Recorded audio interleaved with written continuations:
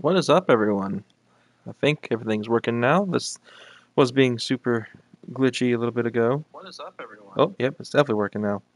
So this will be in VR. I haven't actually put the VR headset on just yet, but I will be momentarily. So I am going to quickly type in the chat. Um, well, I'm signed in the wrong channel. Let me actually do that on my computer, since that's probably going to be easier for me than trying to do it on my phone.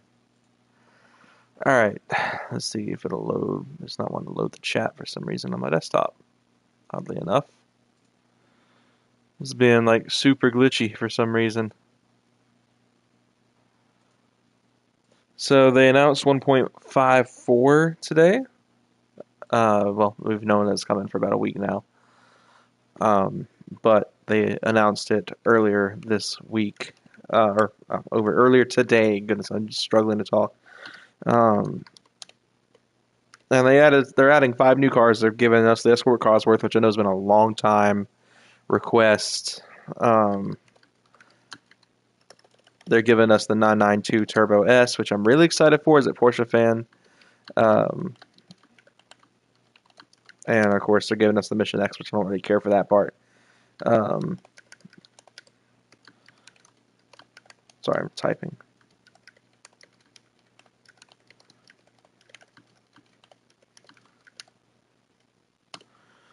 Okay. Pin that. There we go. Cool deal. So yeah, they announced 1.54 last week and then announced the cars we are going to be seeing today. And yeah, it's a pretty alright update. I'm not like terribly impressed with it, if I remember correctly. We'll just quickly go over that before I slap the VR headset on. I can't see most of the stuff for a bit.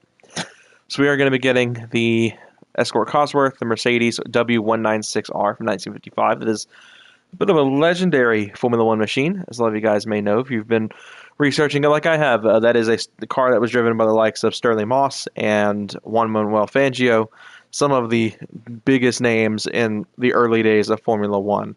Obviously, nowadays, these are people that are long deceased, but they have a record unlike any other. Juan Manuel Fangio is still one of the most respected and legendary drivers in F1's long history. So really excited to see that. We are also, like I said, getting the Turbo S, the 992 generation, as well as the Mission X and the Escort Cosworth. We will also be getting the Suzuki Jimny again.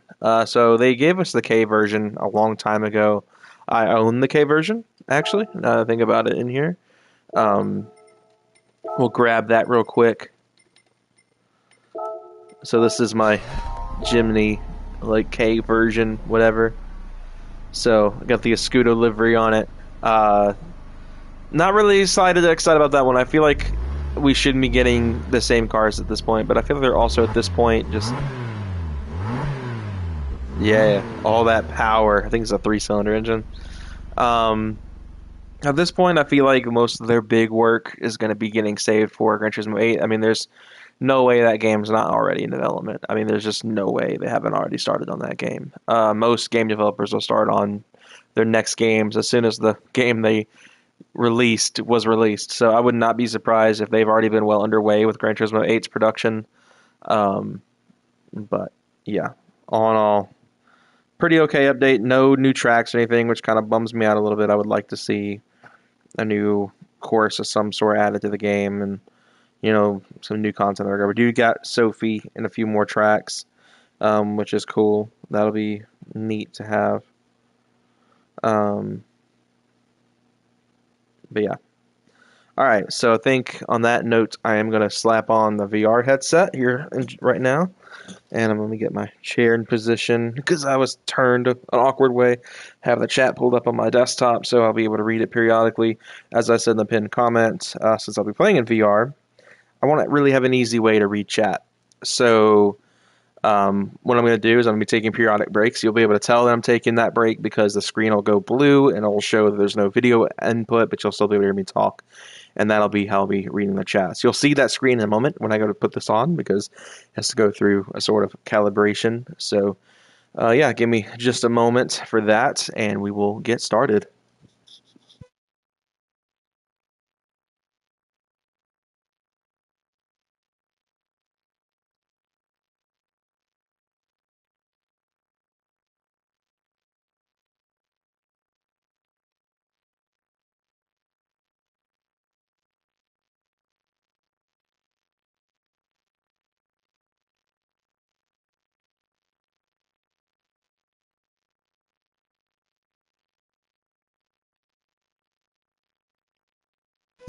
All right, so the screen you guys see right now will be the screen you will see whenever I take breaks to read chat.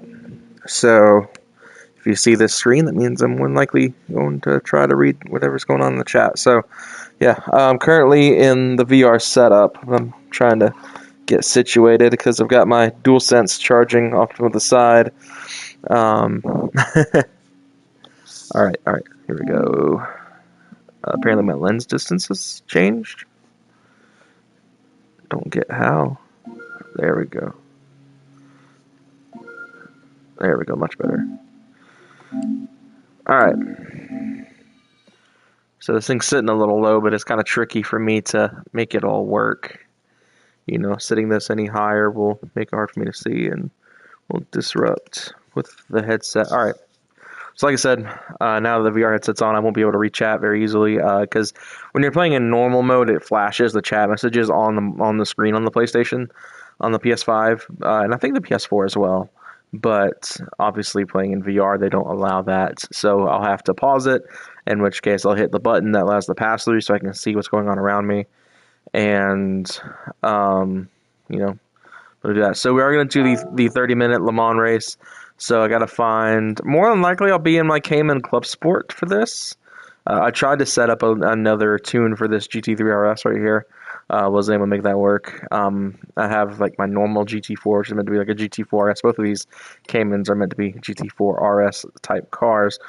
But I thought, you know, we'll do it how the game intended, which was for you to run Group 4 machinery. So now that I have my VR on, I can hear my speakers going. You might be able to get some feedback. So let me disable that, turn those off. Okay.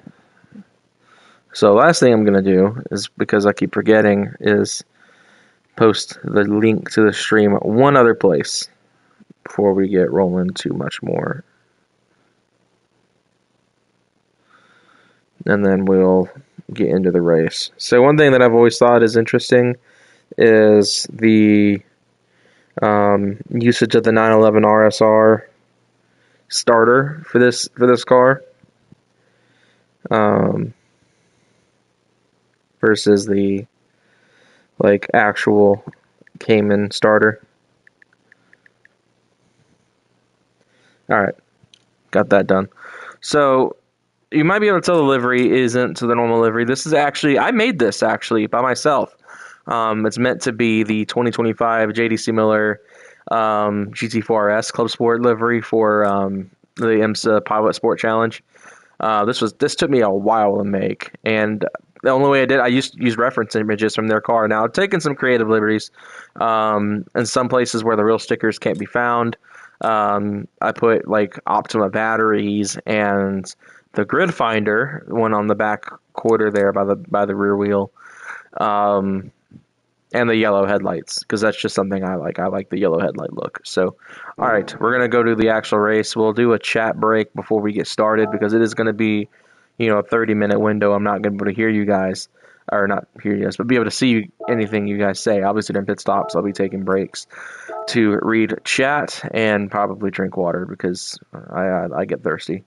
So yeah, for those who don't know, this is the easiest way to grind money. I've done this tons of times in multiple cars over the years. I think these are going to show me all the regulation compliant cars that push around that 700 pp mark. So yeah, some of these you can see are over that. Obviously, a majority of the cars I have are over the 700 mark, but this GTI, as you guys can see, is like the channel wall banner image, whatever. That's the car I've typically used for this. Yeah, I mean, I've got plenty of cars that I've utilized for this event over the years. But that's actually what this Corvette was built for. This Corvette was built for that, but I'm not going to run that today. I could, honestly. Just change things up, but it is heavy. Oh, why not? We'll give the Corvette a shot. I don't ever use this car, so I don't know what tires I have available for it. If I have all the compounds, I do. Okay. So one thing I'm going to do is I'm going to set this to racing mediums, because I think that will be the right way to start with this car. This car is stick, and the last time I did this with a stick car, I lost, so not necessarily keen on doing that again, but we'll see. So I designed this car to be kind of like the Corvette RM from GT5 and 6, so should be interesting. Okay, taking a quick chat break. Nothing's in the chat at this moment. Alright, let's get underway with this race then.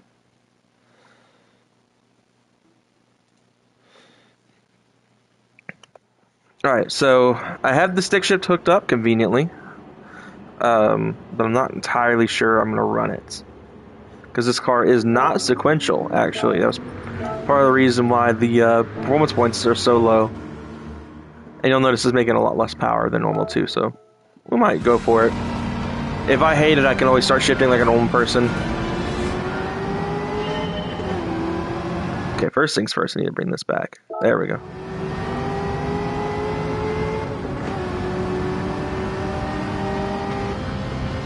Plus, it's hard on my back for all this, like, leaning forward, because my shifter is not placed in a good place.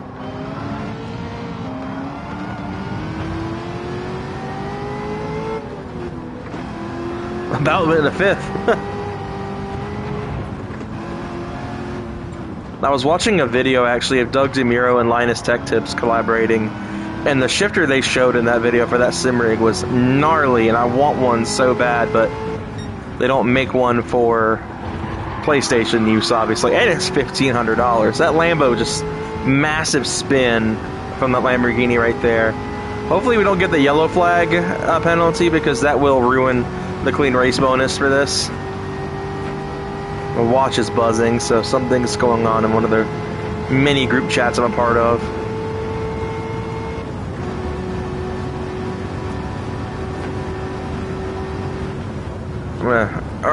Oh, this thing is very unstable under braking. Oh, wow.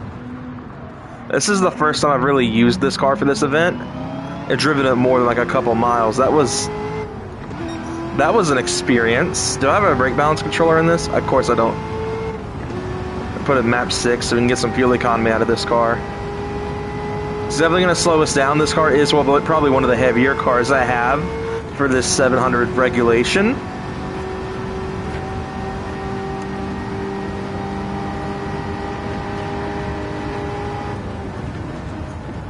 It's insane how unstable this thing is under braking.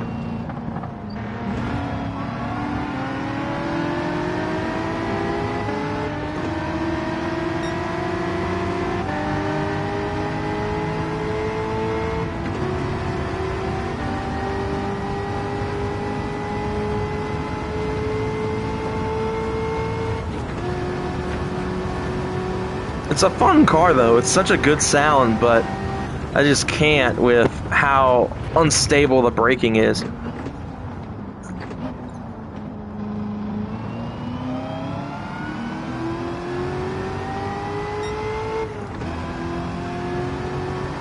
So P8 here, I'm conserving fuel obviously with that fuel map setting. I'm hoping these racing mediums will go a long way, and it looks like they will. It looks like my first stop will more than likely be for fuel, only fuel, unless the rain kicks on here later this lap. But coming in probably one of my favorite sections of Lasarth, because I'm like really fast. I don't know if I'll quite be able to keep it. Oh, this thing is, it's bottoming out. It might be a little too low, but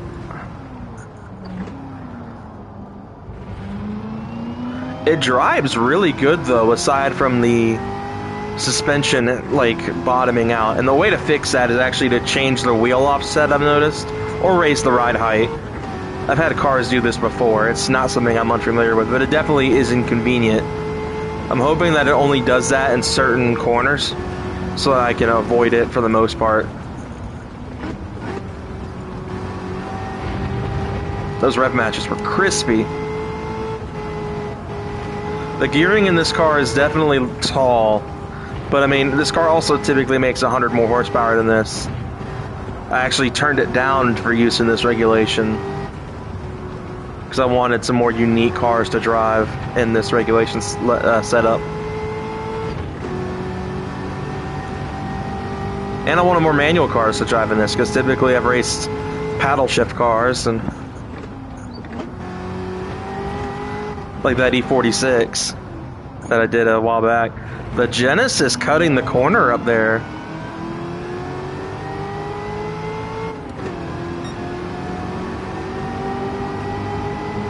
Come on.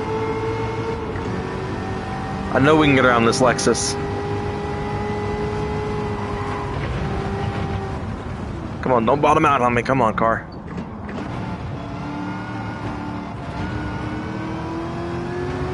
Supercharger wine is very intoxicating in this car.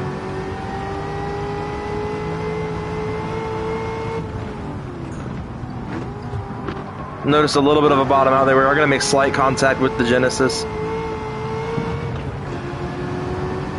He's going to get me on the shift.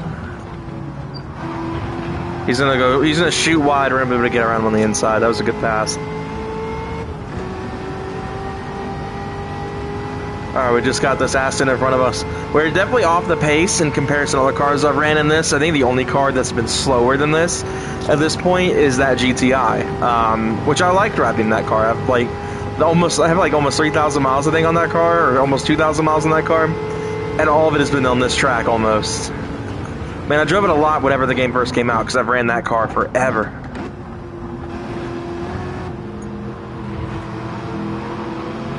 A little bit of understeer. British versus American V8. It's time for some Revolutionary War rematches here.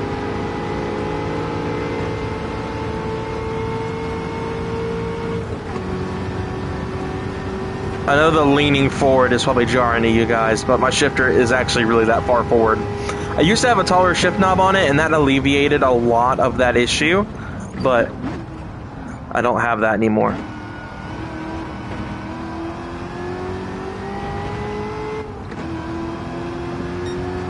See what the weather's looking like. No rain in sight just yet.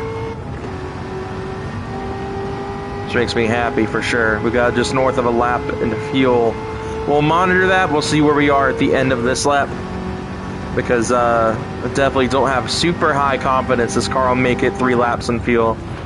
That's probably the majority. Oh, I don't know if I'm going to get a stop in time for this corner either.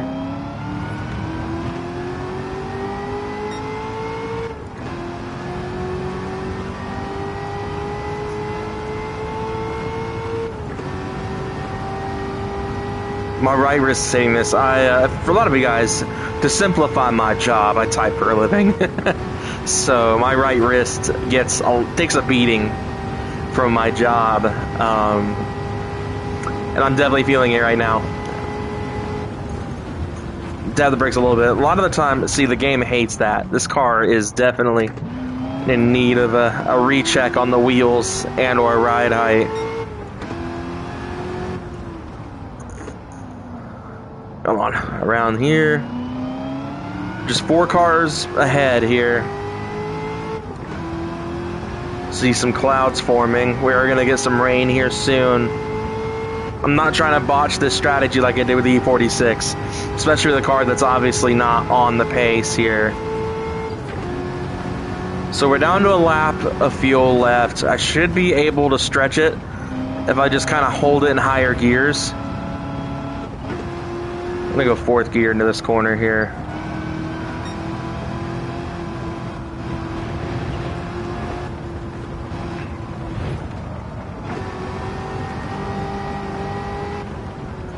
Gonna take a little bit more of a fuel saving strat here, but we are gonna be able to power back into it now.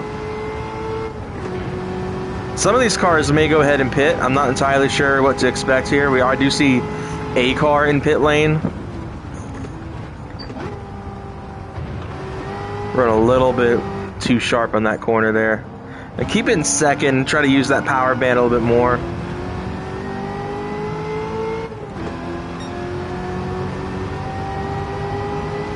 The weather is definitely not looking good. So it's going to put us in the podium position, so we are more than likely to be pitting this lap.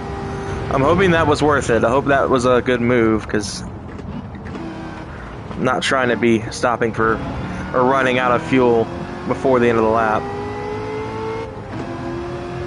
This thing sounds great. Like, I know I have fallen out of love with domestic cars over the last few years, but this thing is probably one of my favorite domestics I have in the game. Other than the bottoming out with make, which is what that steering wheel glitching you're seeing going into Indianapolis is from. Okay, looks like we're gonna miss the majority of the bad rain. So let's see, the leader is definitely ahead. So we're gonna hope that we can get some more rainfall on track. That'll be enough to catch him out. Okay, he's not that far ahead. I can actually see him. So we're gonna go back to this view so I can kind of keep an eye. I'm going to use 6th gear a little bit, keep the revs down, conserve some fuel. So my pedal box, the Thrustmaster pedals don't have carpets, spike dealy things like the Logitech pedals I had did. So that's why I don't heel toe very much with this setup, because it pushes the pedals away and you have to pause the game to pull the pedals back. Skip straight into 6th gear. Conserve fuel.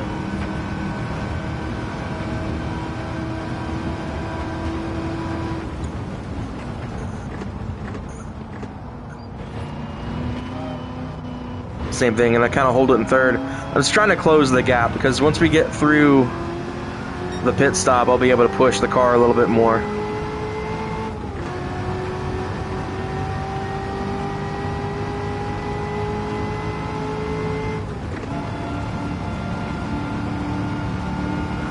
She's definitely not good on gas, that's for sure. She's still a big old American V8. I think this is a I think the LS9 was 6.2 liters.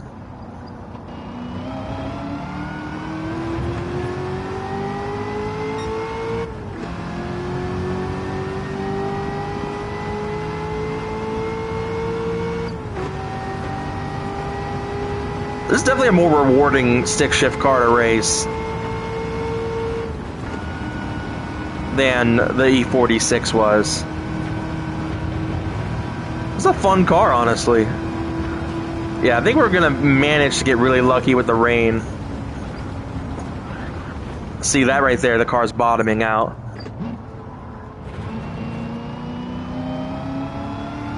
Alright, we're gonna have to be real careful coming up into this section here, because we are definitely running low on fuel. But the goal is, that's Portilla, I believe, in that Viper. You might have to shift a little early. Keep that fuel usage down. Might be able to pull ahead a little bit, but like I said, after the pit stop, we'll be able to fight hard. These tires can definitely double stint, so we'll be able to keep the stop to a minimum in terms of time.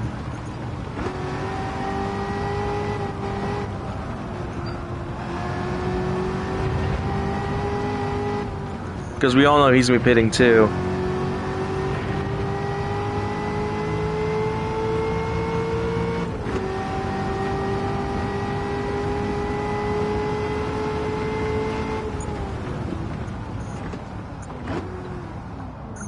Alright, here we go, into the pits. We're going to keep the same tires on. We're just going to stop for fuel. We're going to take a quick chat break. Nothing new on that front.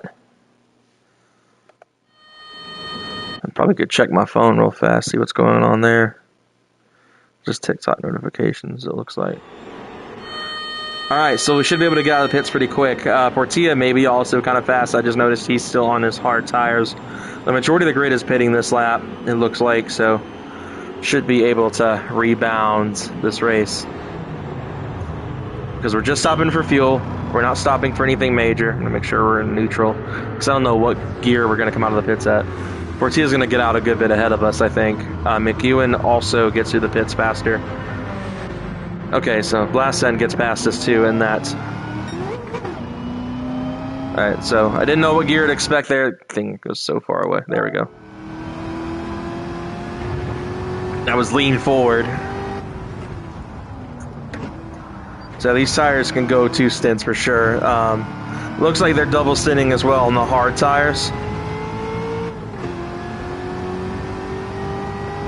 Alright, so we're outside the podium positions now, but we got Blasan and Portilla right there in front of us. McEwen and that C7 will more than likely be pitting this lap, so it's going to come down to me and Portilla again. Alright, heading on to the Mulsanne straight. I'm going to try to fight the Suzuki. Probably not going to be much of a challenge here.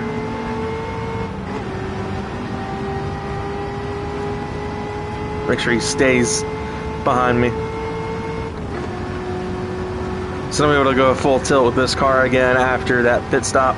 This car is surprisingly wearing out the fronts worse than the rear tires. I fully expected this thing to eat rear tires alive. But this thing does surprisingly grip well as well. Like, it generally is one of the more rewarding rear-wheel drive cars I have in this game. I think at some point I want to build an E92 M3 for these regulations, because I think that'd be great. Get that V8 soundtrack and the stick shifts.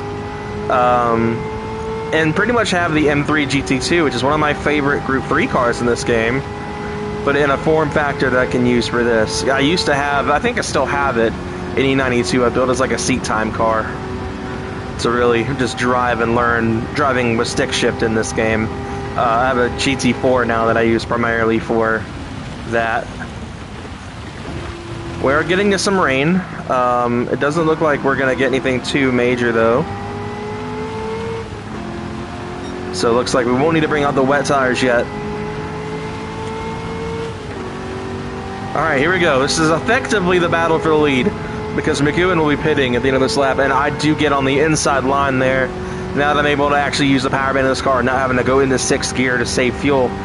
Coming down into the Mulsanne corner, this thing definitely gets a little sketch on the brakes. I wouldn't be surprised if this has the stop brakes on it. We're a little wide, but it's okay. Alright, McEwen. You're next, boy.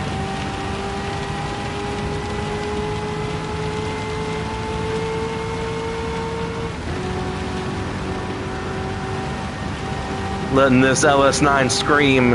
That is one thing that he does not have in that C7 Group 4. Okay, we are getting some wet enough to start a hydroplane a little bit here. But we're gonna Senna this thing and stay out on the wet and be the rain master.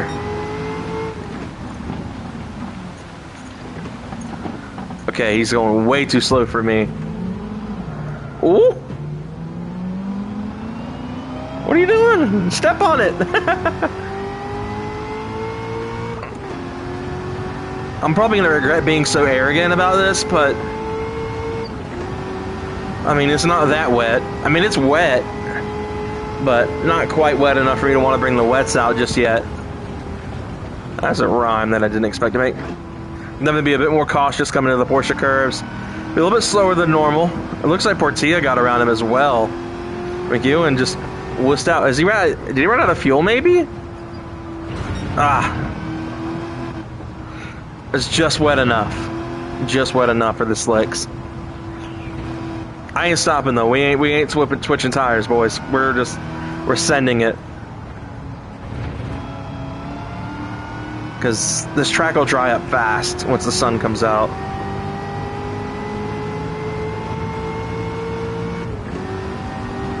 We might still wind up stopping with about 6 minutes to go, just for tire's sake. Because I would like to go for fastest lap if I can, if I get into a comfortable enough lead where I can make that happen, which it looks like I will. A little understeer because of the wet weather. This sector will continue to be the sketchiest part for the latter half of the race. Because once it gets wet up here, it stays pretty wet. I guess because it takes so long to get to it during a lap, and we're all in like similar pace cars, or just because it's in the shade. Whereas the majority of the track's in the sun, so this sector will be pretty dry, I'm willing to bet, by lap 6.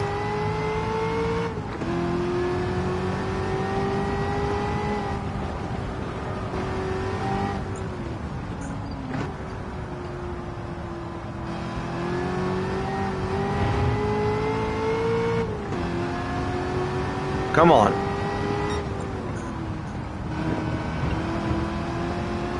This car is actually a treat to drive. I will say, other than the braking feel and the steering getting glitchy down by Indianapolis, is actually a really rewarding, fun car to drive.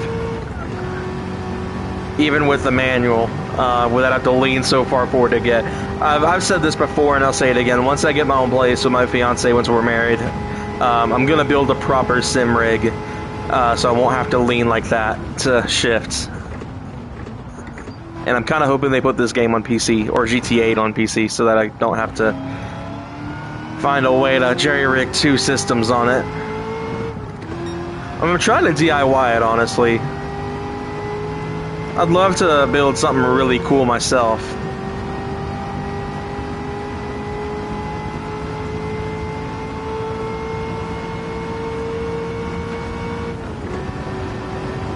Looks like there's still some rain bands that want to try to pop up.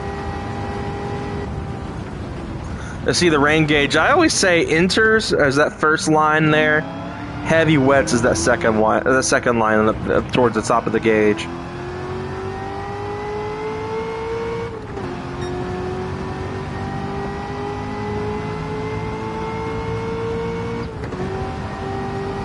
Got about 10 minutes to go in this race. Lap 7 tends to be the final lap of the race, so what I might wind up doing is stopping this lap, going ahead and stopping for fuel here, and that way, because I don't think this is going to be an 8-lap race. We'll see time-wise where we are at the end of the lap. Because this car has got some power to it, and it might be able to make it happen. We'll see where we are time-wise and where we are fuel-wise, because if it's going to be a lengthy lap, I may not have enough time to do a stop on lap 7, or lap 6, lap 7, to go on to softs for the fastest lap attempt. So we might wind up stopping early, just to guarantee that I can do it, because it'll probably be about another minute or so.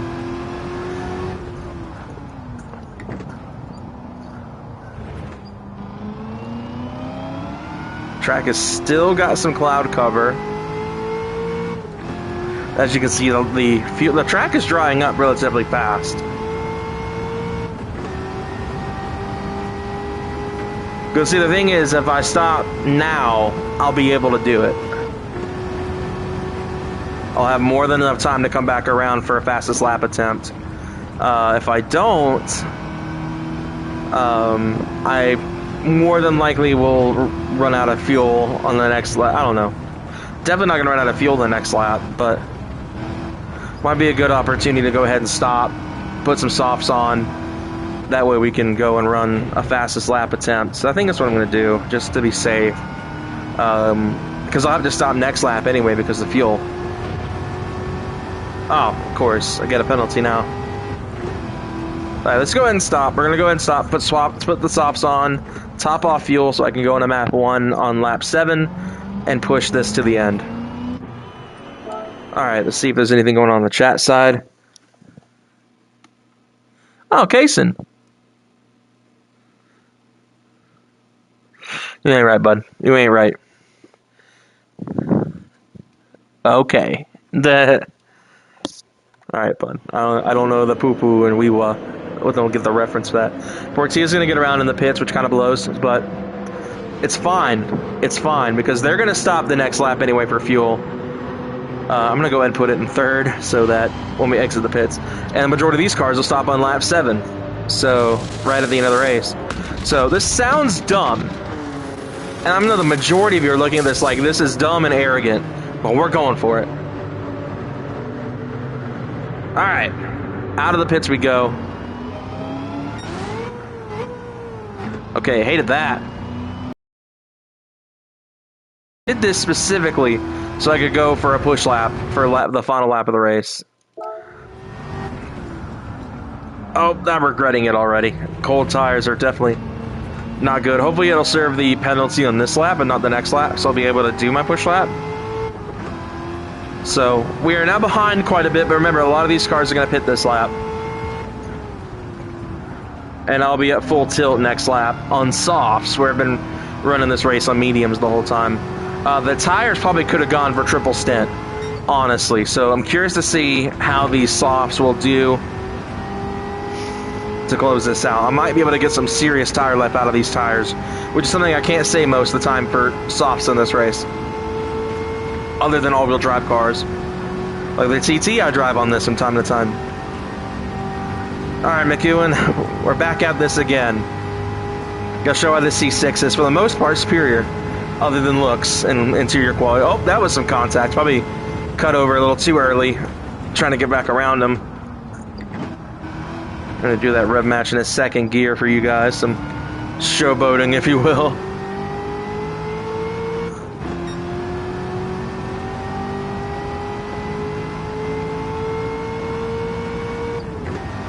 Oddly enough, the boost gauge is working on this, but when I built my Bugatti swap car, that boost gauge is working. I don't know if it's because it's making less power than factory. If that's something to do with it. We'll say one of my favorite parts about this car is the fact that it actually has miles an hour on it. So my American self can know actually how fast I'm going instead of in kilometers like all my other cars I drive, because I'm such a Euro fanboy. See, if I drove more like British cars, it probably wouldn't be like that. So I think British cars like are the only like European brands that still run miles. And the right-hand drive for a change. Since the strong majority of my cars are left-hand.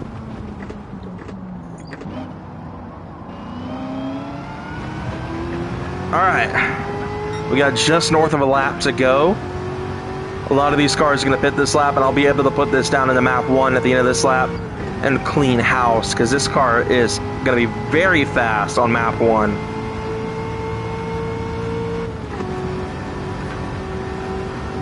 I don't know how much you guys could hear of like my surroundings, to hear like the wheel and hear my brake pedal and hear the shifter, because I can't hear any of it right now.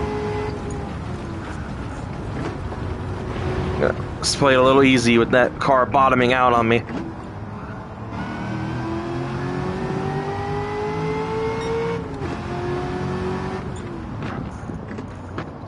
Just gonna slip the clutch in second there. Alright, we got this Genesis. We saw him make some pretty good mistakes early on in the race. We'll see if we can get a mistake out of him again. Oh, I forgot about the penalty there. I'm glad we served it this time instead of on the next lap, because I might be a little butthurt if my fastest lap got ruined for something like that. That is going to put McEwen back on my bumper a little bit, but we're fine.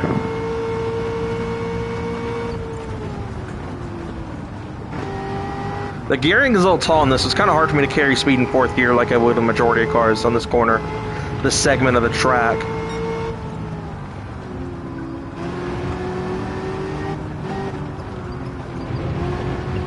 Soon coming down the inside here. We do make it stick. Alright, let's go for map 1. Full steam on this thing for 1 lap. And a lot of these cars are pitting in. We'll be able to bring it back a little bit in this lap. There's probably some cars we're going to be playing catch up with, because I highly doubt all those cars pit in on this lap. Strong majority of them probably did. Probably wind up in P2 here at the end of this strip of cars here. Oh, we're in the lead. How about that? No battles for the lead here, but alright, that just gives me room to focus on putting down the fastest lap I can do.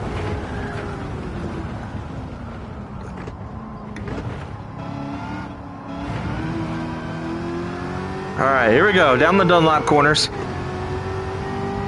2 minutes to go in the race. That is more than enough time for us to wrap this up and put some speed down in this thing.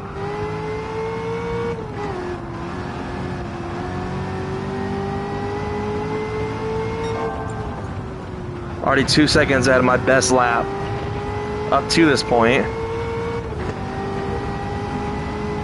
This thing is just such a fun car, honestly.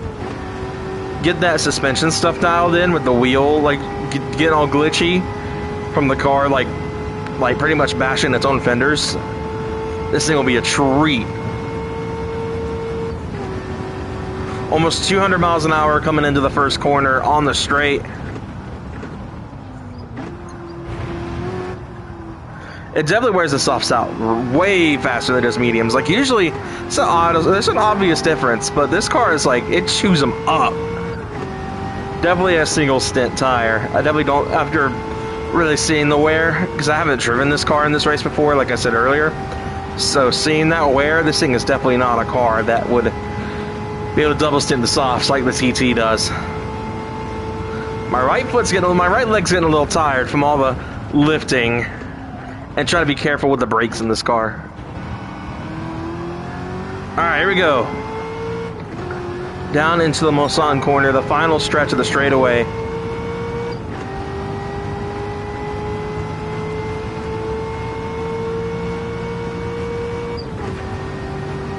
Into 5th gear. We're under a lap of fuel left. We burned up so much fuel this lap. Oh, we may not make it in the corner. Okay, we're fine. We're fine. Still 8 seconds ahead. These brakes are not the best. I would not be surprised if these are the factory brakes on this car.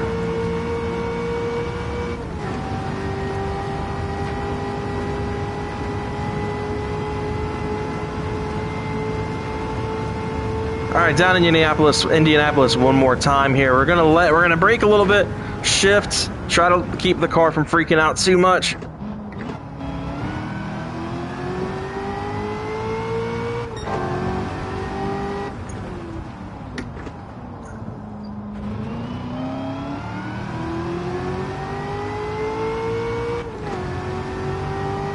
Man, this thing has been a treat, I will say. Probably one of my favorite non-European cars I've driven on this race.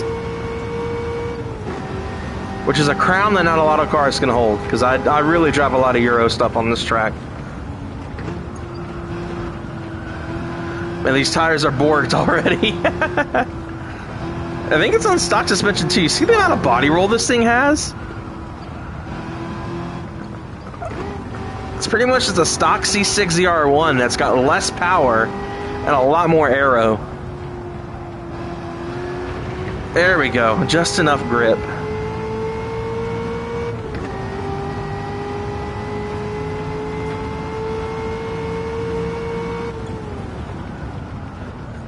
Oh, we're cutting that corner. That's probably going to be a penalty.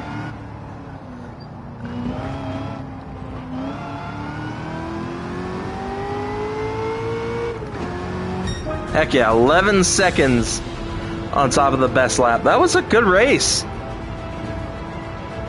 I probably could have finished it in first, like way easier, and not been overtaken again. And I wanted to get that fastest lap point. That doesn't exist because there's no point in this. Yeah, lap 7, 4 minutes and 4 seconds. We finished the 29-second lead. That was a really good race. That car is really solid, honestly. I was really impressed. Alright, I don't even remember what's all done to that car. What isn't done to that car, honestly. Let's go take a look. See what's going on with this thing. I think my PSVR 2 is a dead pixel. On really dark screens, I can sometimes see like what looks like a random pixel. Wouldn't entirely surprise me. My Steam Deck's got a dead pixel too. Alright, so you guys can see this thing's got a lot of miles on it. This is a really high mileage car. Alright, so 4-star roulette ticket. Highly doubt we're going to get anything good out of this, but... I got the medium prize, nothing too crazy. I'm so close my eyes. One thing I learned with the VR headset real fast is that when you get a good prize and it flashes the screen like it does, it's blinding in VR. Alright, I'm going to take a quick chat break, see what's going on. Looks like Kaysen hasn't said anything else just yet. But yeah, this has been something. It's been a fun stream so far.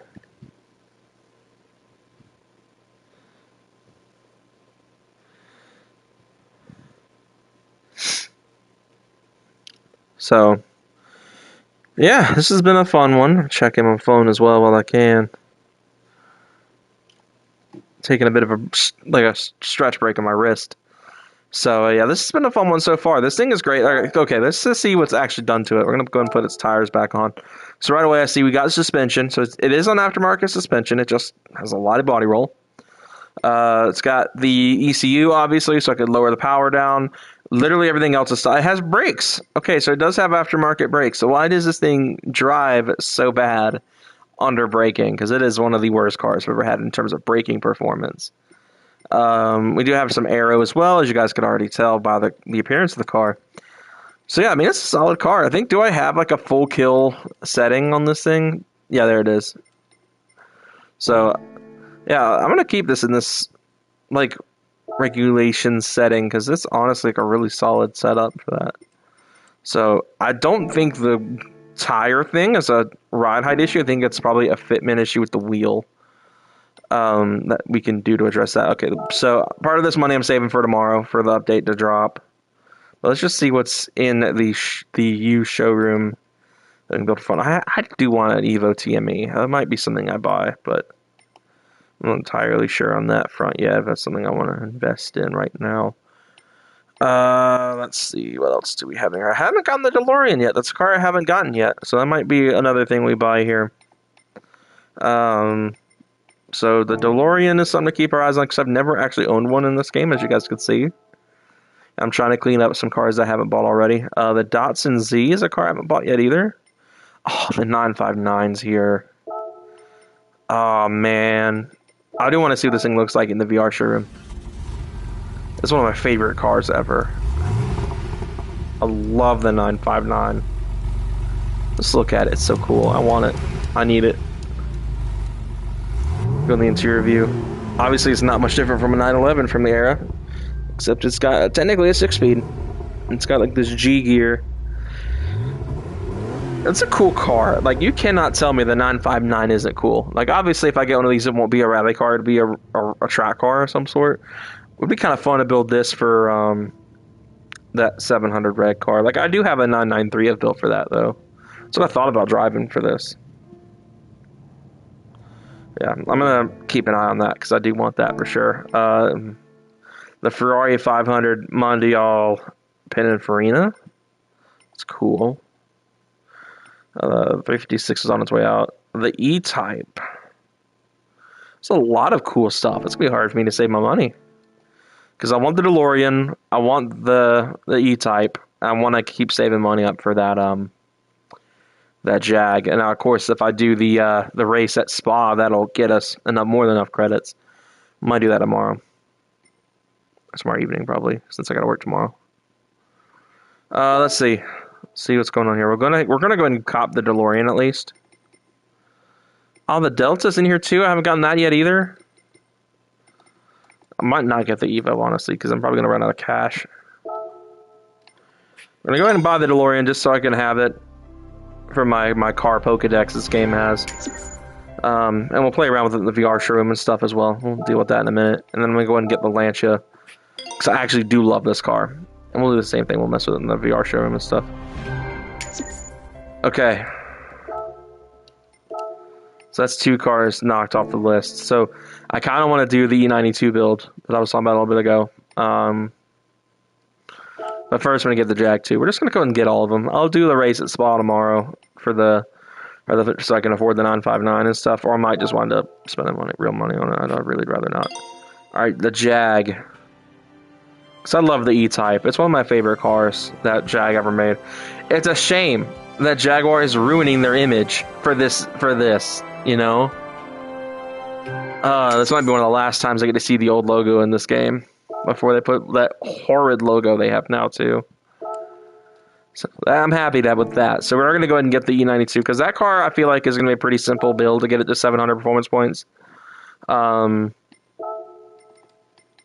I know, I've had these before. I've done E92s on this series, on this channel before.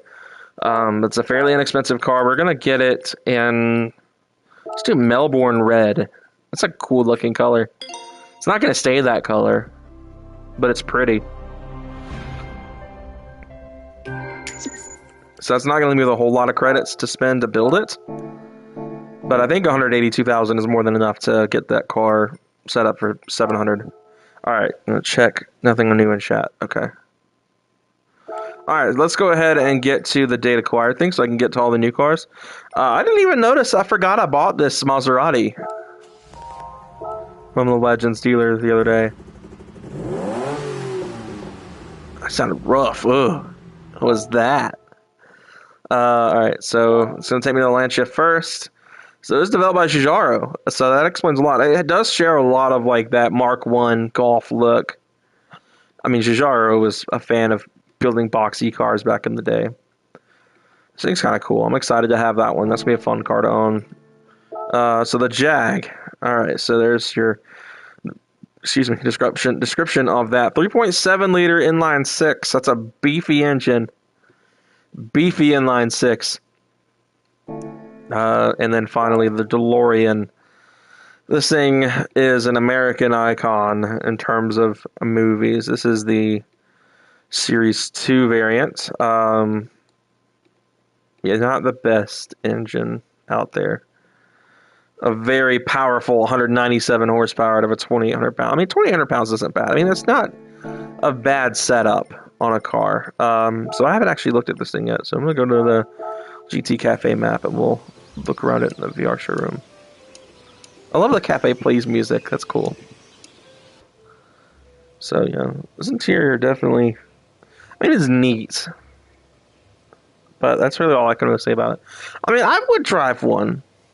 Honestly, like, I don't hate these things. It's definitely, Maserati's one of those brands that I just don't really love anymore. Like, I did as a kid, but the Gran Turismo and probably the only cars in Maserati I really like.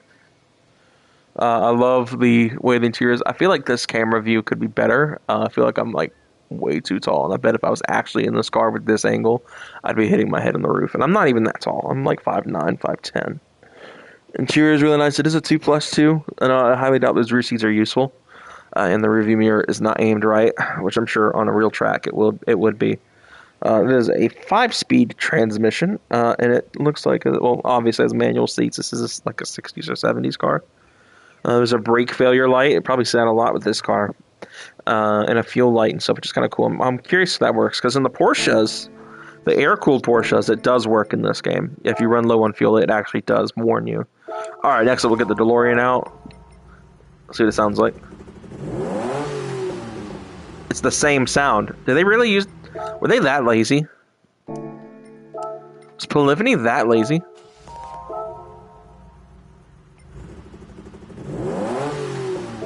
They were that lazy. Polyphony. Come on, guys. I get they're both old V6s and they're similar displacement, but man, that's lazy. Let's do the home garage one. I don't do this one a whole lot. It's a cool little map here. Hopefully that music isn't copyright. This interior view sucks, not gonna lie. The fact that looking straight up I can't even see half the gauges. It's unique. It's got the parking brake on the left side, which is kind of cool. And this is, I think, also a 5-speed transmission. Got room for your flux capacitor back there. This thing is definitely not my style. I really only got... There's a reason it took me this long to buy this car. Because I don't really have much of an interest in DeLoreans. Alright, next to the Lancia. That's a good sound. Okay. Very loud power steering pump.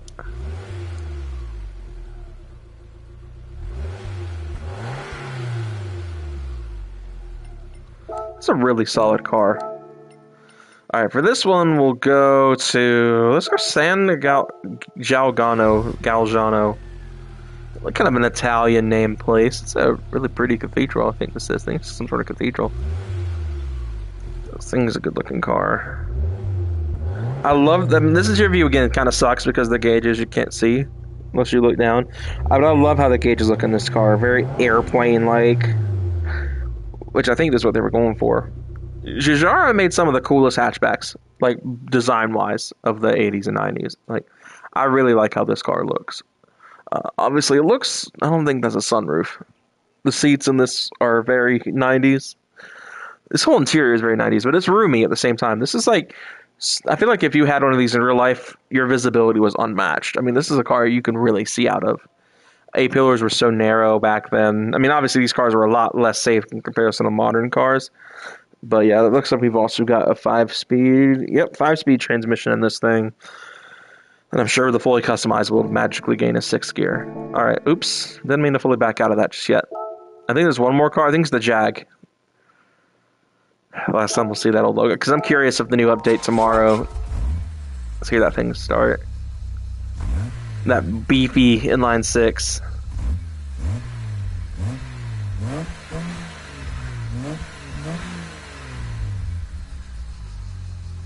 Heck yeah. So, alright, let's go ahead and go here. We're going to go a little legend car dealer. Just, just throw back to when, 10 minutes ago when we bought this thing. So, right away, I'm in awe of how long that front end is on this thing. I'll hang out in this one often. Nice polished floors. Anyway, so the inside of the car. We do have a 4-speed transmission, which is really far away in terms of the view of this car. The big old steering wheel.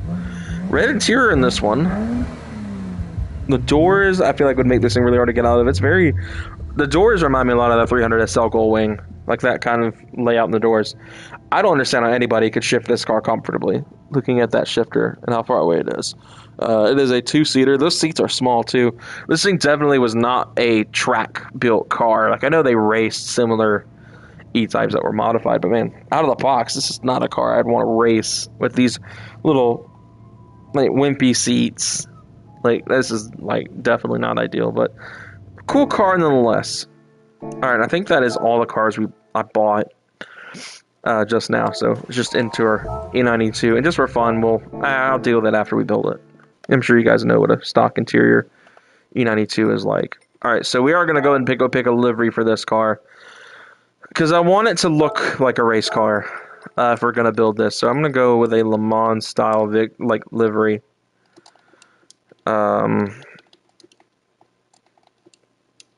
Let's see what we got. So we've got the Rothmans Motul. We got some solid liveries. There's the actual GT2 livery, which I'm leaning towards. I hope it's not going to cost a whole lot of money to put that livery on, or put a wide body on, I mean. See if there's a IMSA variant. That way we don't have two very similar looking cars. All right, so we've got the Advent PTG car, the WWTC car. There's a Turner livery, which is from IMSA. This is the 2011 livery. But there's no number plate on it.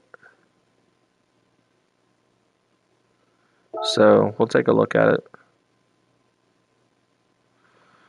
See, my thing is, it doesn't. I mean, granted, did they have the number plates back then, or is it more like this?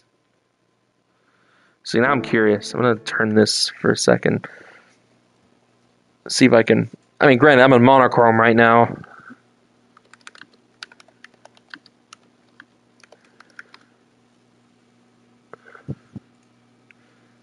Oh yeah, that's actually accurate. Okay, they didn't have number plates back then. Huh. I'll be darned. So, see, I'm torn because I mean, either way, we're gonna have to put a wide body on this car. So, would I do the wide body with this livery, or do I do the wide body with the GT2 livery? This is difficult. First off, let's see how much the wide body is. I'm hoping it's not going to be super expensive. It's not. Okay, cool. I think this is the P65, which we don't need because the S65 will be more than enough. Okay, so we're definitely going to be running a little low on the dough for this one, but I mean, it's a 700 build. I mean, it's not going to be a super extensive build list on this car anyway. I do hate we're going to lose that red because that red is gorgeous.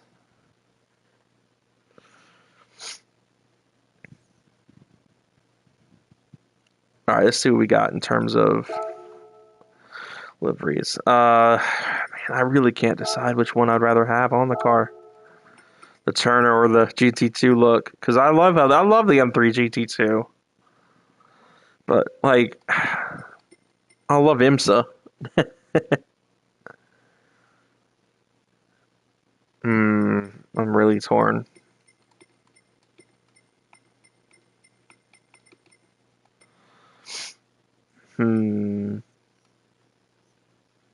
I really like how that GT2 livery looks. Oh man, I hate this. This is such a hard decision.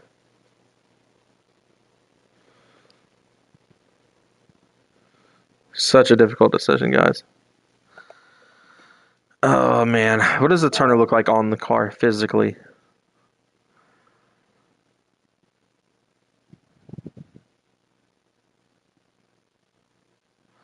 What's it cost money to put it on? What's gonna make the cost so high? It's the wheels.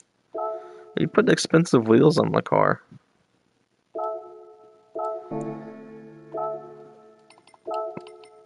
So what about the GT2 livery? Let's see, the GT2 livery is free.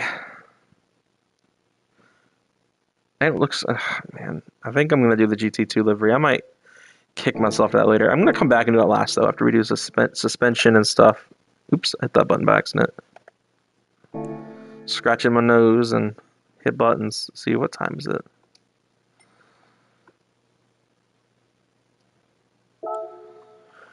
Okay, let's get started with this thing. So obviously we're gonna need to do kind of some basic stuff. We're gonna need suspension, and we're gonna need tires. So let's just right away go ahead and do some of the more expensive components first. We'll do the full suite of slicks, and we'll kind of go backwards. Usually I do the tires last, but we're going to be fighting on the cash after this. And we're probably not going to have any cash left. Okay, well that blows. Yeah, okay. Might have to sell some stuff. Because that burnt up a lot of cash. I'll just sell the DeLorean. I didn't even really want that car anyway, so I just got it for collection purposes. Alright. Slap the GT2 livery on. I think it's going to run for now. If I really want to later, I'll slap the Turner livery on the car. This should get us up to over 600 performance points. We still got some room to grow here. I think selling the DeLorean will be able to give us more than enough cash. Why don't we just drive? We'll drive the DeLorean and then I'll sell it. Just to say I experienced it, because I really don't want to kick myself later and be like, oh, I owned it and didn't even drive it. See, maybe if I can find a way to like that car. I don't plan on keeping it, because I would like to have that cash to build the other car, because these things are slow as dirt. But I'm going to give it a try. We're going to give it a shot. Make Marty McFly proud. And Michael J. Fox, you know, the actual actor. And, yeah, we're going to go down to our quote-unquote test track of Eiger Nord 1. We'll do the full course forward layout this time. Which is where I tend to kind of put everything. So, I'm going to say this might be the slowest car I've ever driven on this track. So, I mean, we're 400 performance points. Yeah. And the slowest time I've done is a 1:18.5. So, this is probably the slowest lap I'll ever do around here.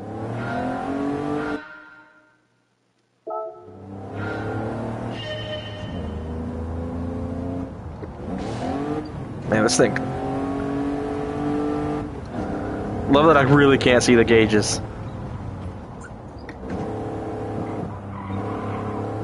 Not a great sounding car.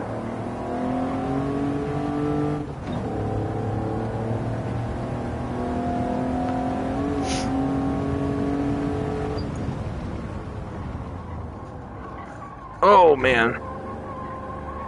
Yeah. Out of the box, this thing is very unimpressive.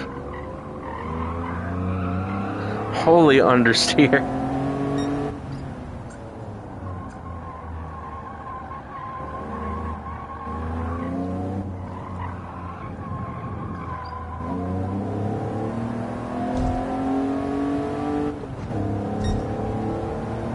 Gearing is not great. This thing is just, I mean, it's okay. I'm not gonna say that like it's the best thing on the game though. It's definitely not. It's sluggish. The steering doesn't feel very good. Like, it feels just uninspired. It doesn't feel like a sports car. Even though Lotus built the chassis, I feel like this thing definitely missed the mark. And the fact that speedometer only goes to 85, it says something.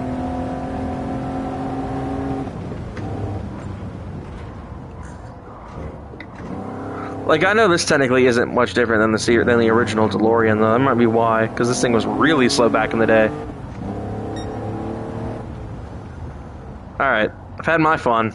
This thing is okay, to say the least. The shifter throw, look at that. That was wild.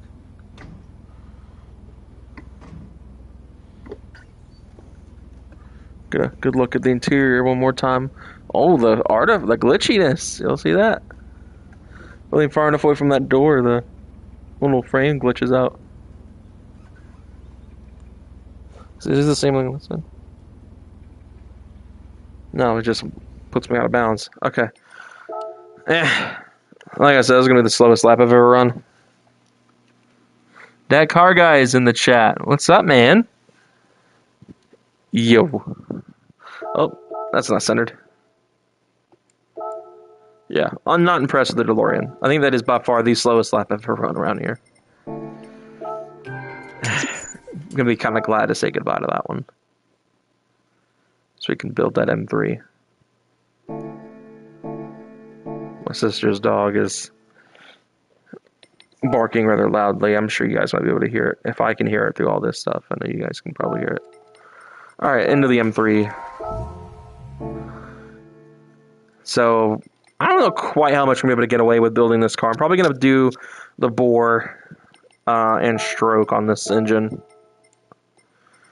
Not getting rid of any of those. Y'all can not even put that in your head. I'm going to get rid of any of those cars at the top. Alright, where's that DeLorean at? This thing better not be worth like 90 grand. I need way more than that to build this car. No way it's worth that little. What did I pass it? Considering that car cost me 450,000 credits. Did I pass it or something? I had to have passed it. Ain't no way that it's worth this little.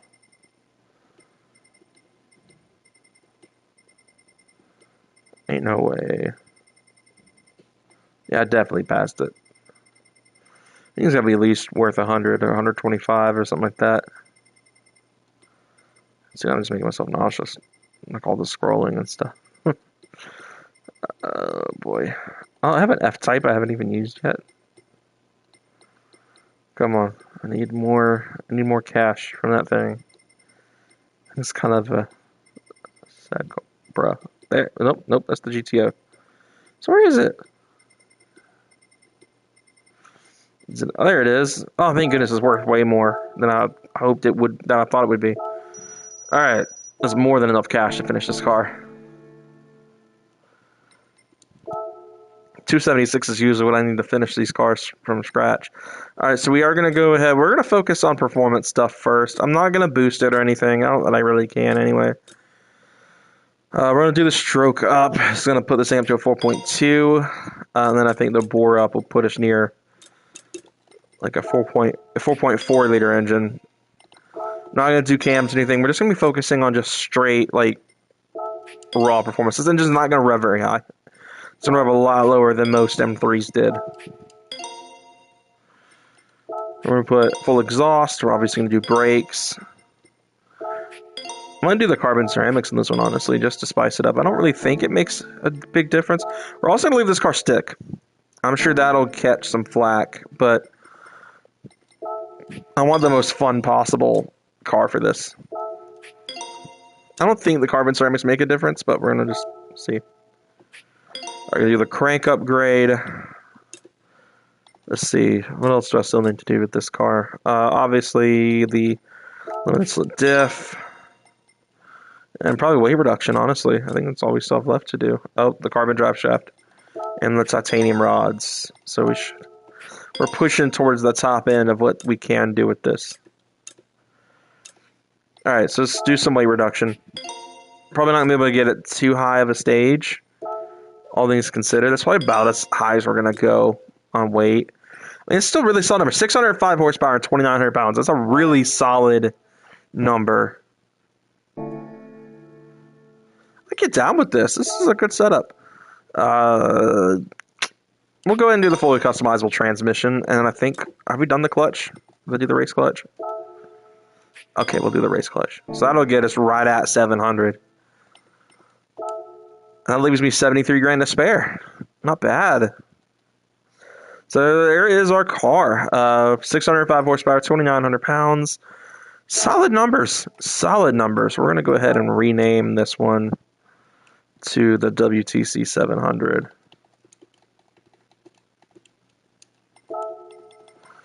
We'll leave that alone. We're going to tighten up the suspension because I feel like this thing's going to have a ton of body roll. We're going to just strengthen up to 30.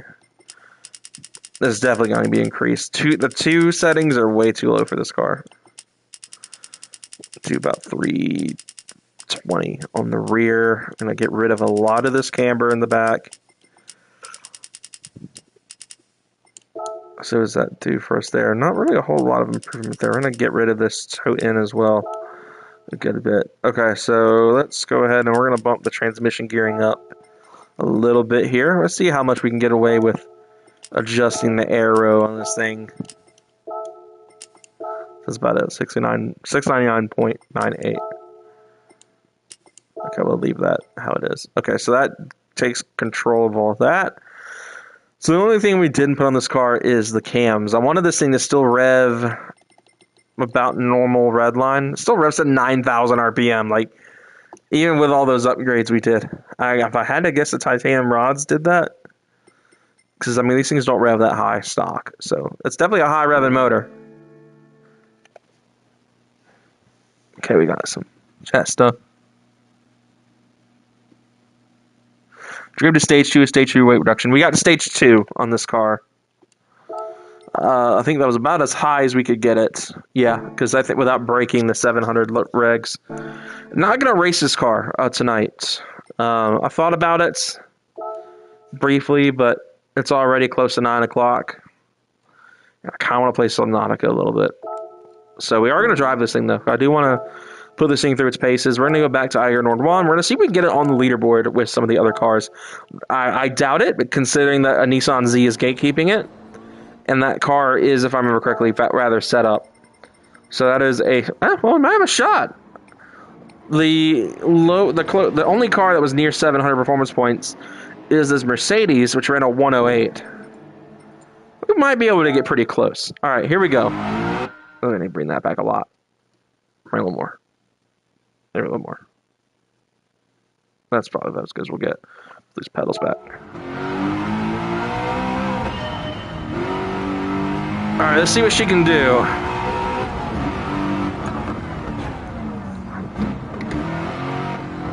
So far, it's not freaking out or anything yet.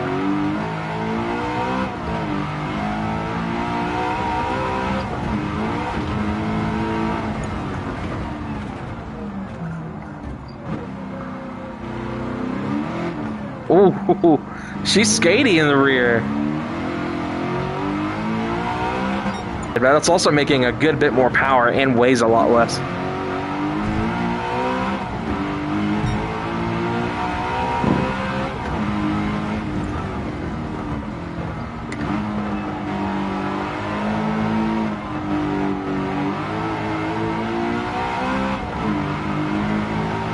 So we got a lot more punch than my seat time car did, and compared to the Corvette even, as good as that car felt.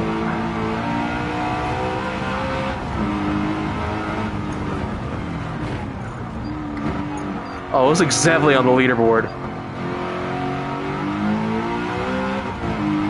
by a few seconds too.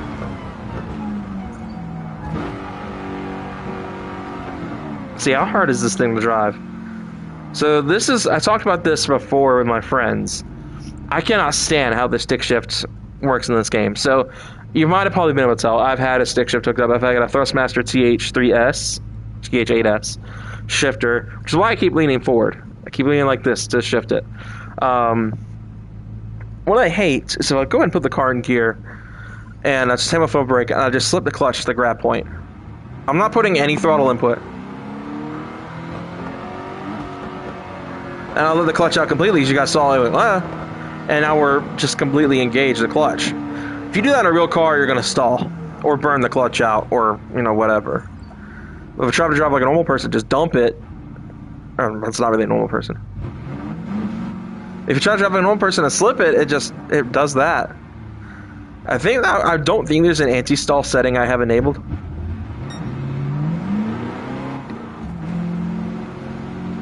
So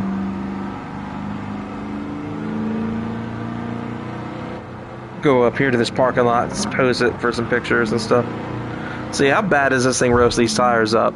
Pun intended, my first channel's old name.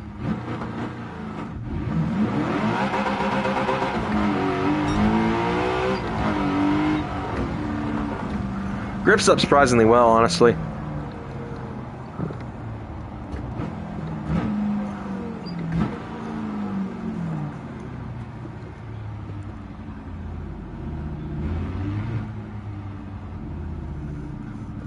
I'll go ahead and try to back this thing up into a parking spot right here. I don't know how well this is going to go because I've kind of become used to a backup camera. There we go, there's the parking brake. So, what is up with that shifter? That's weak looking. That's a little wimpy looking. So, this is an iDrive car, not a single hump car. I actually prefer the iDrive in these things. This camera does not like me moving around very much, that is for sure. Get a look at the wing in the back. Game seems to think I'm getting out of bounds on this thing a good bit. I've been in an M3 before, E92. It was actually rather recent. It was a supercharged E92.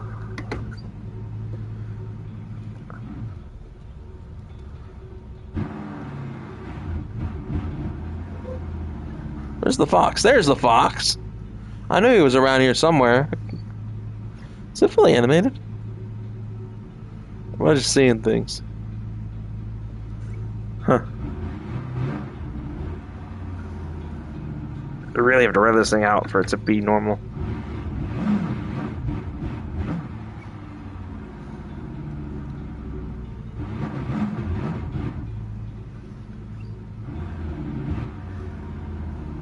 There he is. In all of his 2D glory. Little stump legs. Poor thing ain't got no feet. That's why he hasn't moved all this time since his update came out. He ain't got no feet. Bro can't even walk. He ain't saying nothing, that's for sure. Never know what he says. Oh, apparently the car stalled. Alright, let's be a typical M guy leaving a meet here. We'll just, I don't know why I'm looking like that. Yeah, and that's exactly how it always goes. Literally one of the first times I ever saw a car crash, Cars and Coffee, was a BMW.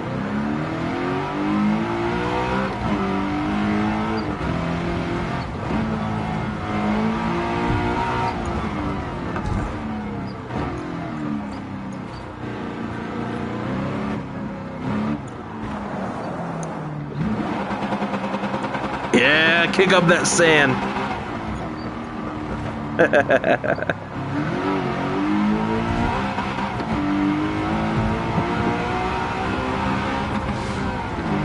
Does not like the no lift shift, that's for sure.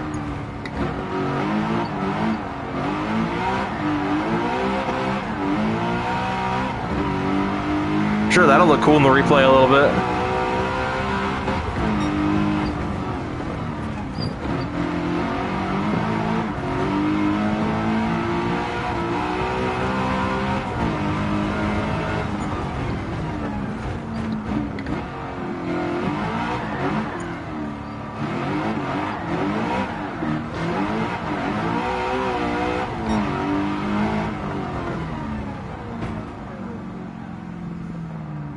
Alright, well that was fun. Throw it around a little bit. Do a quick chat check. Oh, there's got a lot of stuff going on. It handles really good.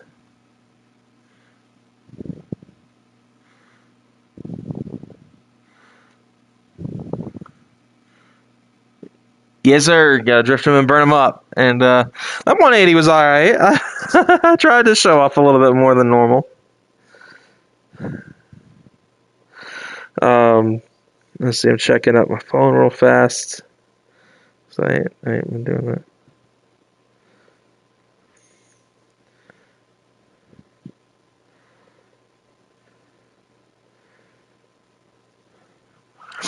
Alright, let's get back to it. Oh, okay, I want to go see. We'll watch part of the lap from earlier. Oh wow. Oh, okay. I thought that was it. I was like, whoa, that was quick. It does look good with the GT livery. I think I made the right choice, honestly. As much as I love IMSA, I've driven a Turner car already in this. Already, while I've been doing live streams of this game. My F80's got that livery. I'm really impressed with it. It's definitely night and day over that stupid DeLorean.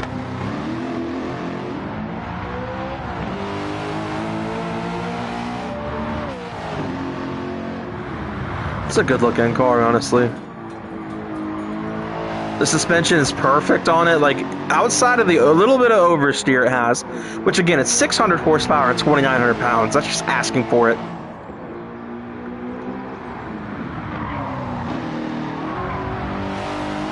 It's sad though, because I definitely think that usurps my my 993, 911 a little bit on this. But I love that car. That's such a good car.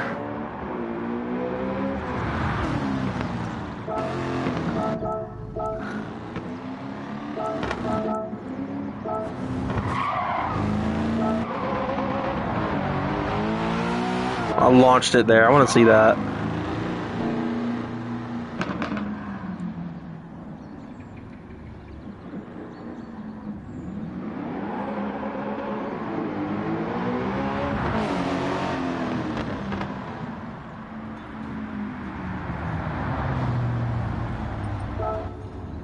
Alright, let's see how she looked for pictures here. Alright, where's my DualSense at? I can't see. How to perform with the stage 3 weight reduction? Probably a little bit better. It might be a little bit more skatey. I think stage 2 is probably the sweet spot for it. And it handles better than the roof. Yeah, I mean, compared to the fact the roof was stock, I feel like if the roof it were modified, it might have been a little bit better. And I hate that I sold the one I had. A cow. Because the one I had was pretty slick. That would have been a good one. That was a fully built car that I used for the 700 stuff. All right. Let's see. Don't really know what kind of angles I'm going to get. I did a really bad job posing it here. We're going to just, the Instagram special, just take it sideways. Effectively. We're going to lower the shutter speed. I don't like that. Oh, hold on. I do want that aperture turned up, but I'm going to turn the exposure down a little bit. It's kind of a bright track. I doubt the shutter speeds are going to really make much of a difference, considering that the car's sitting still. Oh, that looks kind of cool. But it's just a lot of glare, so I think I'm going to turn the glare down. There we go. It's a little overbaked looking, in my opinion. I had some color fringe too, just because I like that. That looks pretty good. Alright, let's see how that looks. It's a little bit overbaked, but it is the Instagram special. And I should know, I edit pictures like this. This is generally how I edit pictures of my own car. It's a little overkill sometimes. Try to make it look better with an iPhone camera than professional stuff. Alright, that was a good picture. I mean, for what it was. Go when I moved it.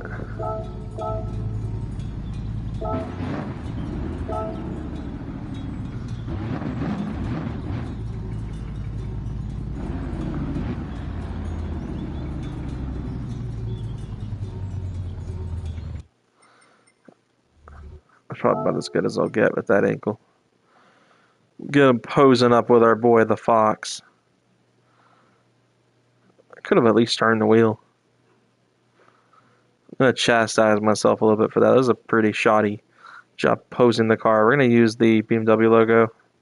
It's kind of the center point for this picture. I'll leave the shutter speed alone because I'm curious if that really is part of what made that look so weird. Ooh, that was kind of blinding. I'll go with the forest one this time. I actually kind of like how it looks.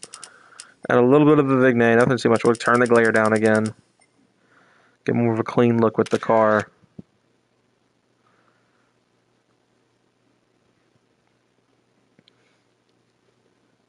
Yeah, that's a good one. Pretty happy with that car though. I think honestly the skatiness under throttle is probably like the one thing that I don't like. I don't know why I hit that button.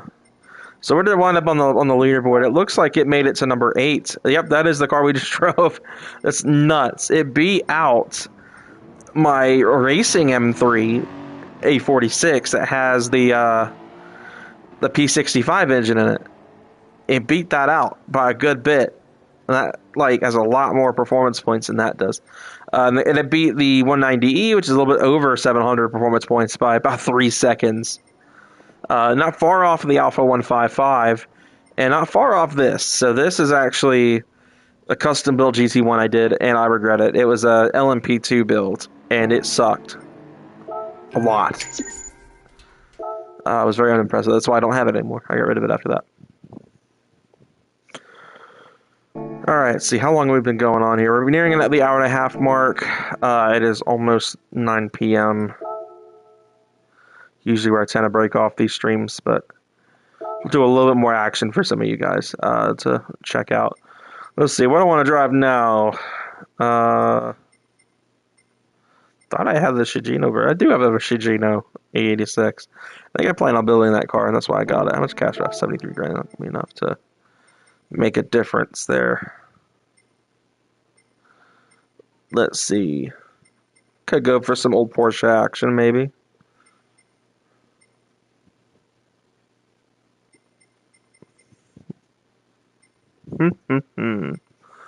Let's see. Try some drifting, maybe. Can't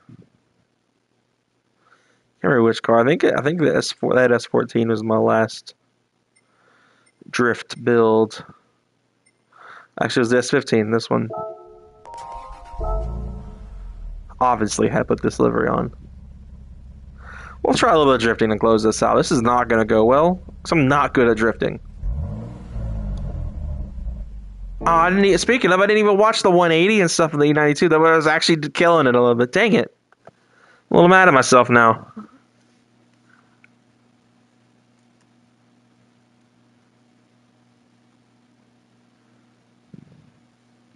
So I can't see. So the VR, when I use the pass-through function, is in black and white. The Nissan van looks like it's got some potential. I don't even know why I still have that thing, honestly. I hate that thing. That van. Alright, let's see. Where's a good track we could do some drifting at? That might be a bit more beginner-friendly for me. The Glen would be good. I feel like. Maybe. Not really. Honestly, Iger Nordwan. I mean, that was a really solid little thing, but I want to do something other than Lasarth and Iger Nordwan today. Shoot. What about... Would the windmills be good? That's a dirt track. The road course, that's what I needed. Layout B, probably. We'll try it. I've never drifted this track. We'll see. I'm not good at drifting anyway. Obviously, I'm pretty sure I have my drift settings on this thing. Oh gosh, why does it always put me so far forward?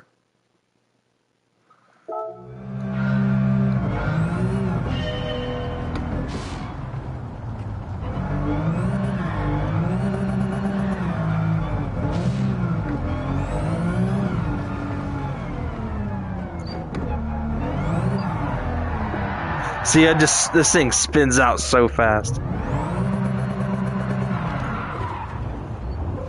Man, my wrist is gonna hate this.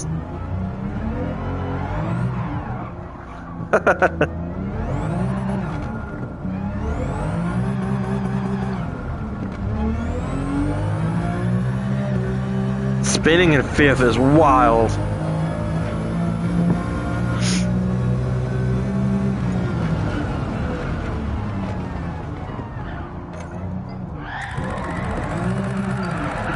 And immediately spun it. Heck yeah.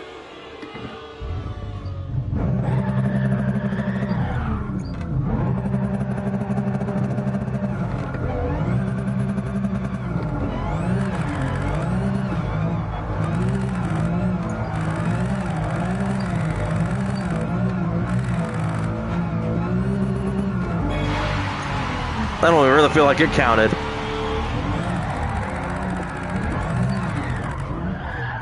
Ah, I'm so bad at this.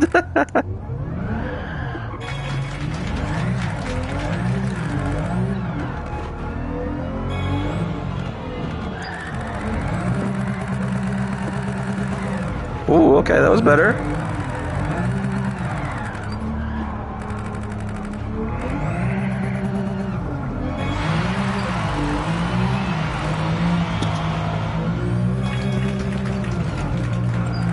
I didn't really give it much steering input there.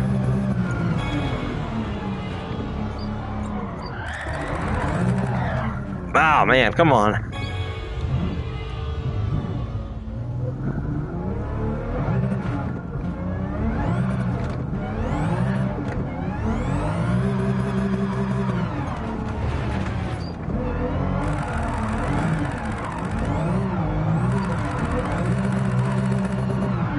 No, that was good. Oh, it counted. Heck yeah. I'll take that.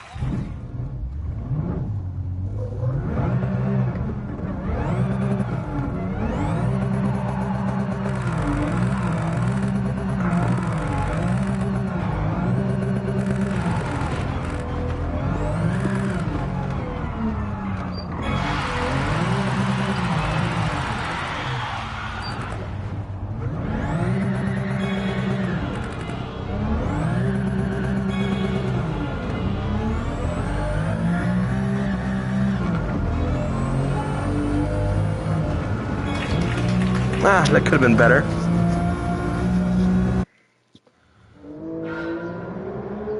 Like one or two good drifts there. We'll send it. I tried. We'll try again. I want to see the few good drifts I was able to do. This thing's got some body roll too. Maybe it needs some suspension adjustments.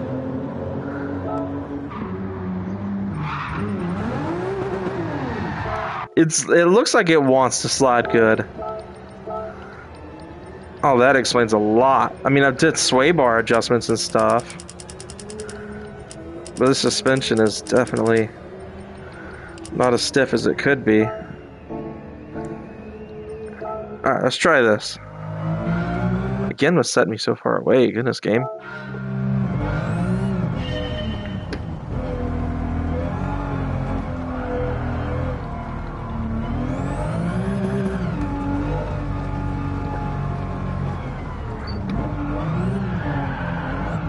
It's definitely a little bit more grippy. Oh, never mind. It still spins. It still spins more than easy.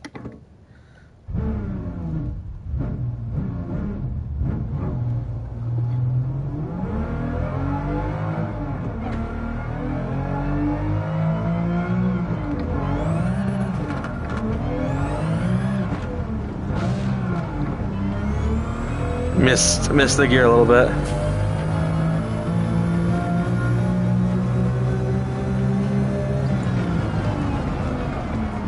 Oh, coming in way too hot. Yep, that's already bungled it.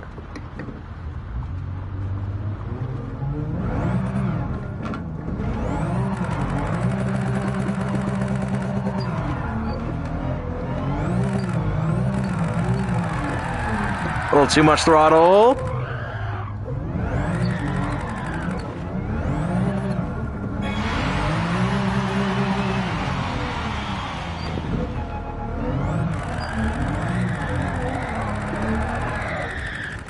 Dang it.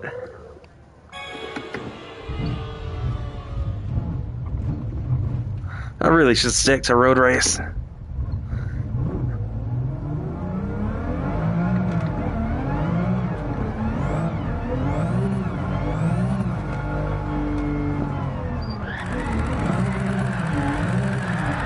Dang it. Ah. It's like I get a good start, and I botch it.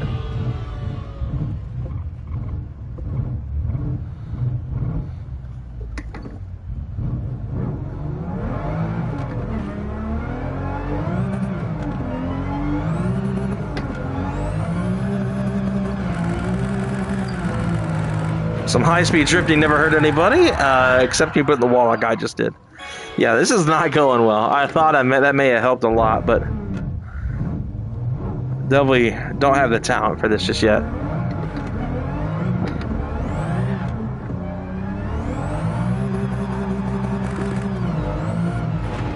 All right, let's make this happen here. And I spun it. Okay, yep. All right, I'm just gonna call it there because that obviously was not gonna go well for me. All right, one last chat check before we do one more event. Nothing new on that front. All right, last thing I'm gonna do for the night is I'm gonna do some laps in my Cayman seat car. We're gonna find a good track to go to for that. We've done a lot of Europe tracks. Let's go to Japan for this. I don't think I've driven Suzuka a lot on this series, so we're gonna do it today. We're gonna grab my Cayman seat car,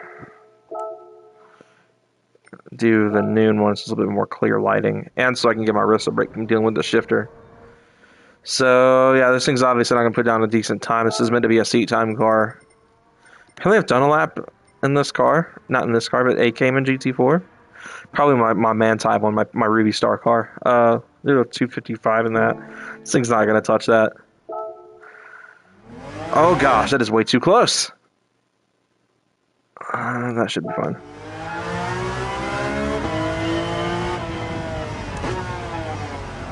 One more drive for the night. So I can go play some Subnautica. Alright, that's off to a great start. Okay.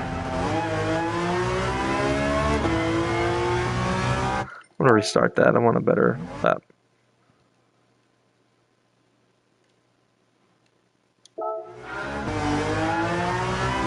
Some of these cars, it nails the view on the head. Sometimes it just doesn't.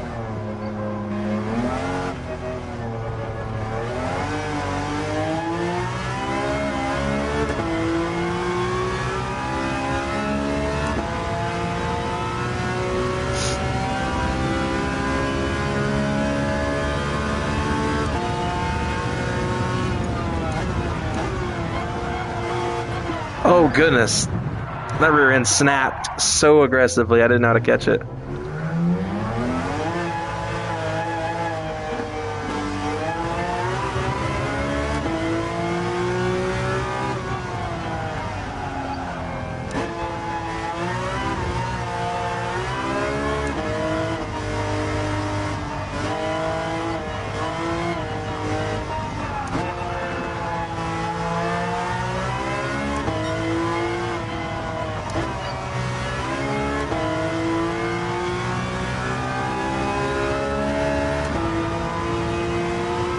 So this car is modeled after the GT4 RS, which obviously isn't a 981, which is what this car is, but I digress. It's close as we can get, because for some reason they were like, let's put the road-going version of a car that's already in the game, and they could have given us the GT4, but not the 718 GT4, instead of this 981 model. A lot of understeer.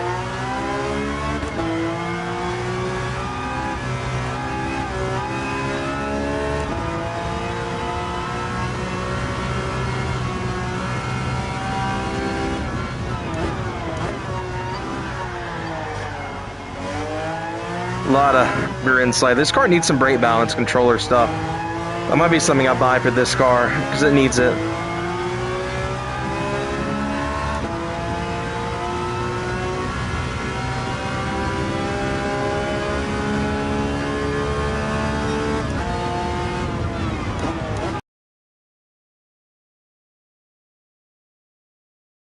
That in fourth.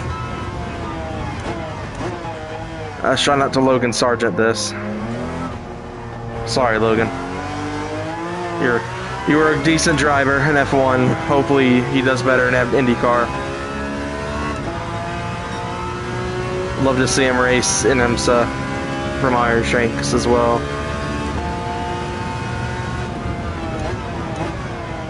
Alright, let's try not to do the same mess up as last lap.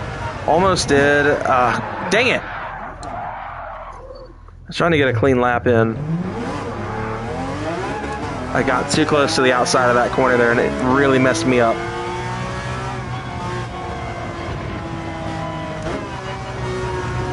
I don't know how in the world I got gold on this test in the Master S on this track with how I've been driving so far with this. This thing's definitely a little bit less tolerant of the track limit, of the track edge. Braking is definitely, it's not quite as sketchy as the Corvette, but it's not much better.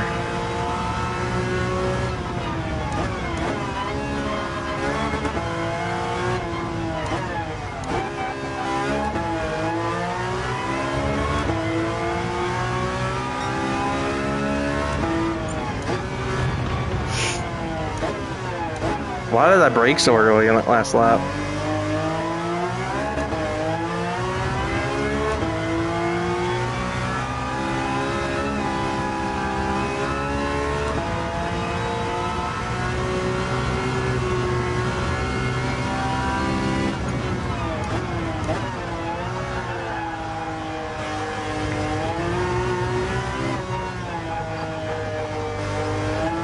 Alright, onto the straight, a little bit of a rear slide there.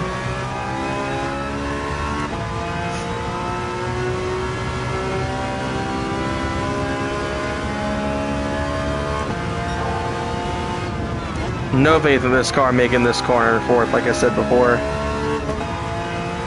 It might have, honestly. Maybe we'll try that in this last lap I'm going to do.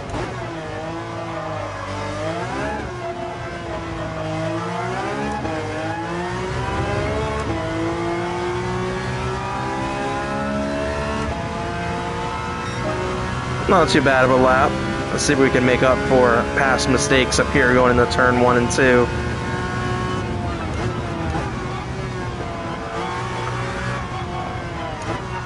I'll try to stay away from that edge there. That's what keeps catching me out. Much better. This car definitely doesn't have the best traction on these tires. If this were on racing hards, I'm sure this would be a whole different animal. And obviously my Manti car has been around here, which is on racing softs. Almost understeered off the track. It's a lot of understeer out of this. It's so peculiar. We're used to the opposite in Porsches.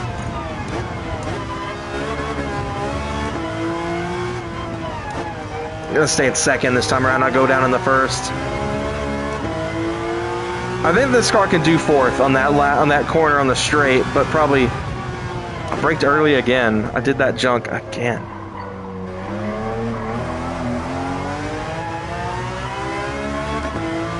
I just can't take it flat out for sure.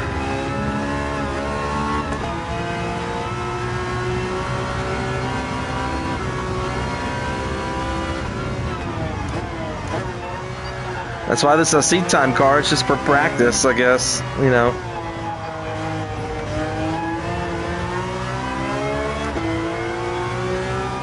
All right, back on the straight.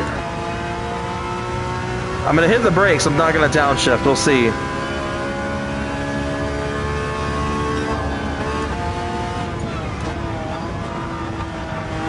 Barely.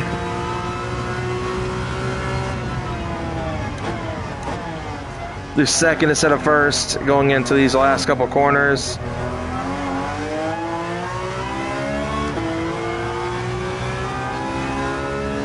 Getting a lot of time.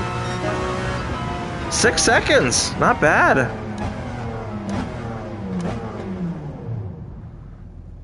It's a solid interior in this. I know this isn't a normal GT4. It's not the full, not a real RS. I'm doing no traction, kind of half launch.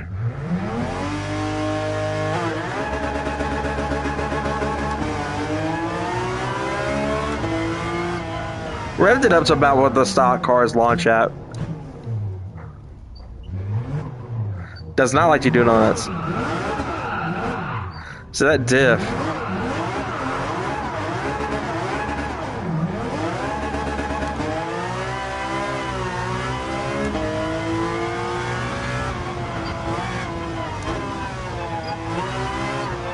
It doesn't want to slide. It understeers so aggressively.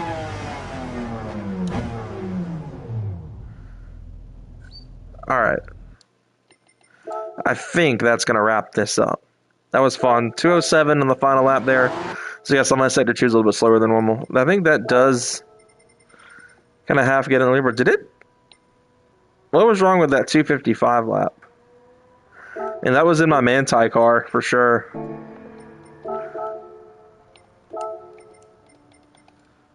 $768 on the performance points. 763. So yeah, that was that car. That was the Manti car. Before it was the Manti car, because I think that actually was a GT4RS skinned car, normal GT4RS skinned car, because the one, it's a Manti GT4RS now, but... Alright, I think that was a pretty good day. 82 miles on this stream. Definitely really fun. I'm going to take this VR headset off so I can let my face breathe a little bit, because it's not been pleasant. Ugh. So that car guy put in the chats, I forget, is that Porsche rear-wheel drive or all-wheel drive? The Cayman is rear-wheel drive, just like the majority of 911s are. Obviously, the all-wheel drive 911s are all-wheel drive. The Turbo S we'll be getting tomorrow is all-wheel drive. I think that's be the only all-wheel drive Porsche that is still combustion engine.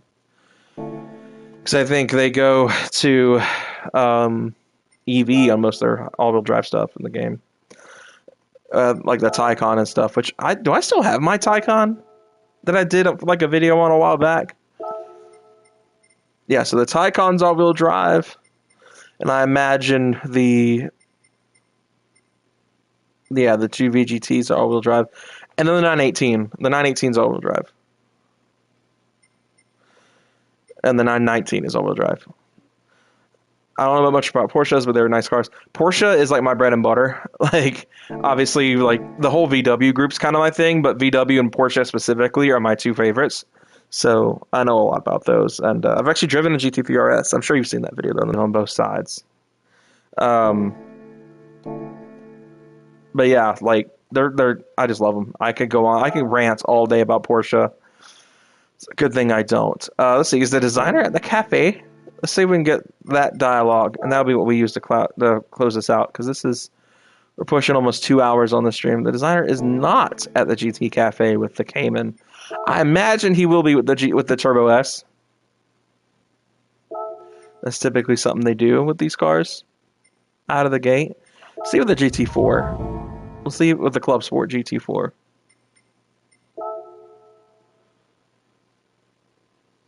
Yeah, there he is, Tom Matano. The Cayman has gone through a few cycles now. The mid-engine layout here has made it sleeker in both its roofline and overall proportions. Indeed, the Cayman has taken on a more serious look with each evolution. With the GT4 trim is no longer positioned beneath the 911, holding its own with great presence, tough looks, and beefy footwork. It has graduated from casual racer to one that can take on much bigger competition. So I love the Cayman. I saw a GT3 RS in green, and it is a nice ride. Like I said, they're great cars. I will say, like, having driven the GT3 RS, I mean, it was a parking lot. It was kind of like an autocross course. I drove it. The whole thing about them being too stiff for the road, it definitely exists. They are very stiff. That's why I personally am more of a GT3 touring kind of guy than I am a GT3 RS guy. Having driven the RS, I feel like I'd enjoy the touring more with a more laid-back suspension setup, or like a 911 ST. But yeah, all right, guys. I think it's time to wrap this up. I've been going at it for almost 2 hours, and I'd like to play a little bit of Subnautica before I go to bed. So not going to stream that. It's not really a game I want to stream on this channel. This channel is mostly about racing games, and judging by the Pokemon viewership, I highly doubt Subnautica, despite the game's popularity right now, would do well on this channel. So that's definitely something I'm just going to keep to myself. But anyway, guys, I'm gonna wrap this up so I can go play some Subnautica, get ready for work in the morning.